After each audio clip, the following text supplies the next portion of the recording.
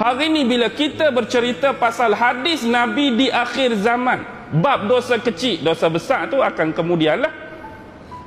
Cuba sebut dosa apakah lagi yang orang Islam tak buat hari ni. Cuba sebut satu saja kat saya. Dosa kecil, dosa apa lagi orang Islam tak buat? Orang kafir mencuri, orang Islam pun mencuri. Orang kafir minum arak, orang Islam dah pandai minum arak. Orang kafir berzina, kita berzina. Orang kafir merompak, kita merompak.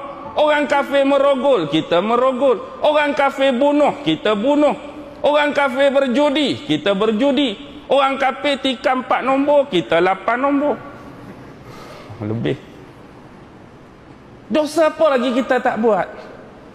Lepas tu kalau inilah kita punya perangai, inilah kita punya kelakuan sifat yang ditonjolkan pada Allah, betul lah kalau hari ni Allah tak tolong orang Islam.